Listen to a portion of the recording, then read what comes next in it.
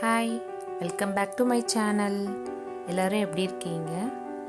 இன்றைக்கி ஒரு ஹெல்த்தியான ரெசிபி தான் பார்க்க போகிறோம். என்னன்னு பார்க்கலாமா? வாங்க. இது என்னதுன்னு தெரியுதா?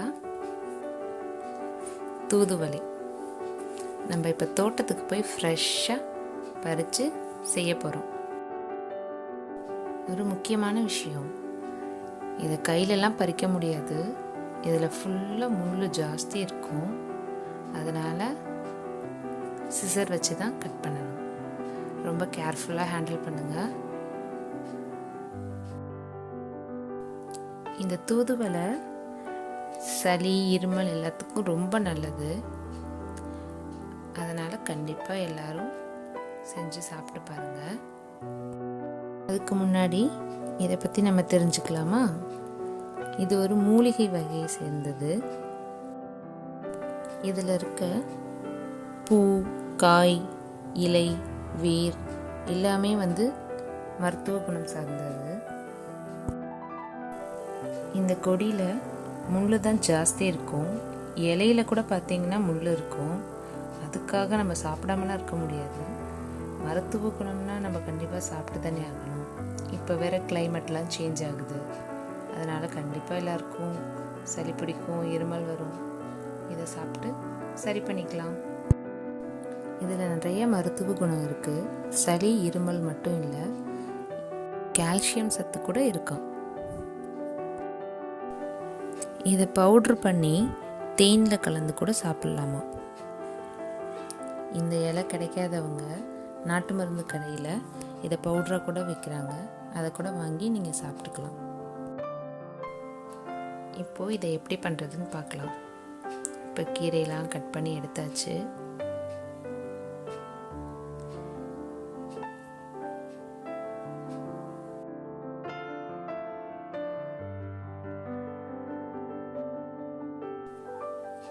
இதோட இலையை கட் பண்ணும்போது கூட சிசர் வச்சுக்கோங்க.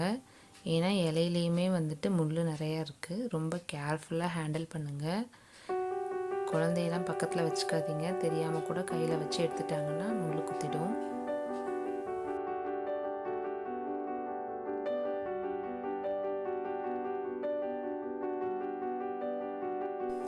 அந்த காலத்துலலாம் ஃபீவர், கோல்டு எதுவானாலும் இந்த தூதுவளையில் ரசம் வச்சு தான் சாப்பிடுவாங்களாம்.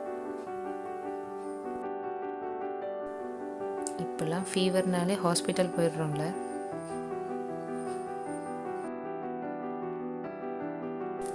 ஓகே, ஃபைனலாக கட் பண்ணி முடிச்சாச்சு.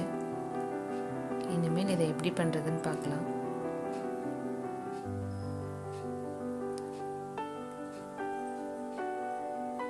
இதை வாஷ் பண்ணும்போது நல்ல ஃபோர்ஸான வாட்டரில் வாஷ் பண்ணுங்கள். தூசி, மண் ஏதாவது இருந்துச்சுன்னா போயிடும். மறுபடியும் சொல்கிறேன், முள் இருக்கும், கேர்ஃபுல்லாக வாஷ் பண்ணுங்கள். இப்போ இதுக்கு தேவையான இன்க்ரீடியன்ட்ஸ் என்னன்னு பார்க்கலாமா?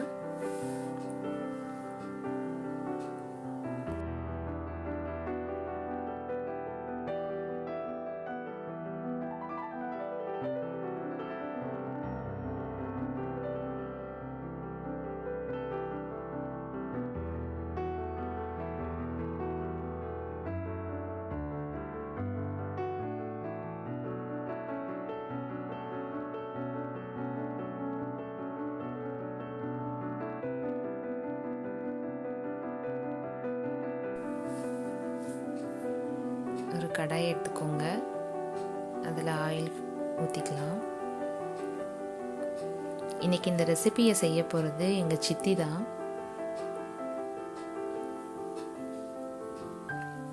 நல்லா ஹீட் ஆனதும் கடலைப்பருப்பு,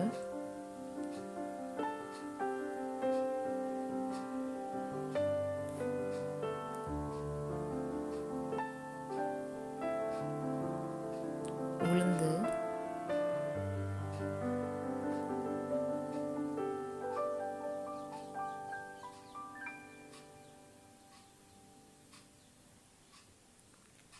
நல்லா கோல்டன் ப்ரௌன் வர வரைக்கும் வறுத்துக்கோங்க. அது கூட காஞ்ச மிளகாய், உங்கள் காரத்துக்கு தகுந்தாப்புல போட்டுக்கலாம். இது கூட பூண்டு ஆட் பண்ணிக்கலாம். சின்ன வெங்காயம்,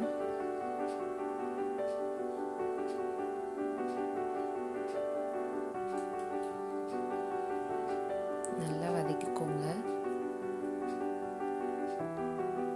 இது கசக்கும்லாம் நினைக்காதீங்க, செம்ம டேஸ்ட்டாக இருந்துச்சு. நானும் சாப்பிட கொஞ்சம் பயந்தேன், ஆனால் ரொம்பவே நல்லா தான் இருந்துச்சு. பயப்படாமல் கண்டிப்பாக எல்லோரும் சாப்பிட்லாம்.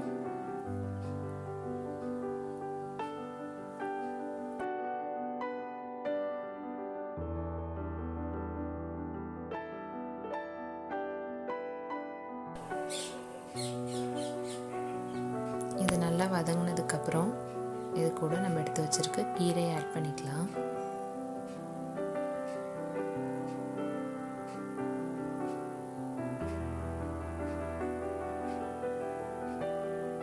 கீரையை நல்லா வதக்கிக்கோங்க.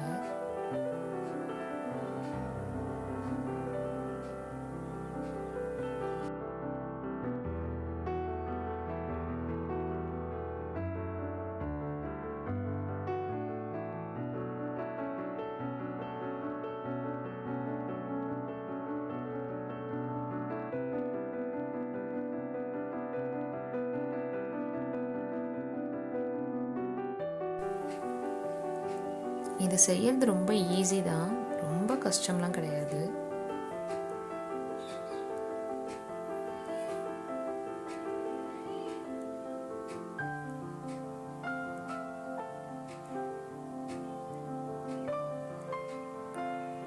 கீரை நல்லா வதங்கினதுக்கப்புறம் அது கூட நம்ம எடுத்து வச்சிருக்க தேங்காய் ஆட் பண்ணிக்கலாம்.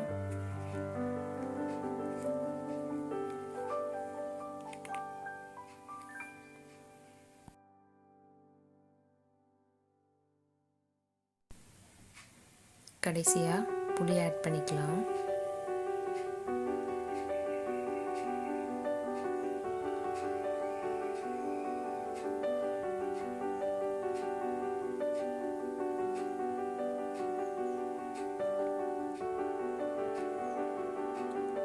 தேவையான அளவு உப்பு ஆட் பண்ணிக்கோங்க.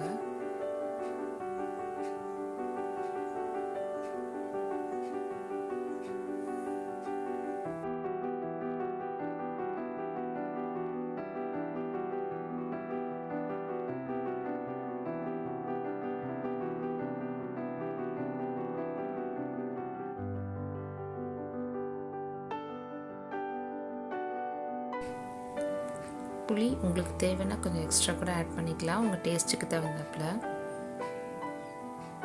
அந்த கசப்பு தன்மையை குறைக்கிறதுக்காக தான். இப்போ இது நல்லா வதக்கியாச்சு, ஆற வச்சுட்டு அரைச்சி எடுத்துக்கலாம். நான் நல்லா அரைச்சிட்டேன். இப்போ இதை தாளிச்சிடலாம். தாளிக்கிறதுக்கு ஒரு கடாயில் கொஞ்சம் எண்ணெய் ஊற்றிட்டு,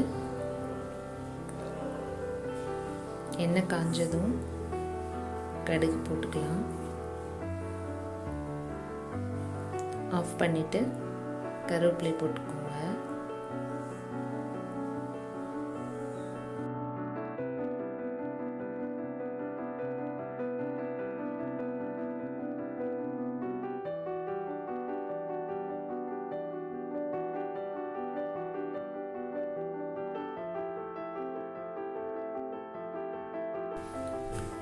அவ்வளோதான், நம்ம தூதுவளை துவையல் ரெடி ஆயிடுச்சு.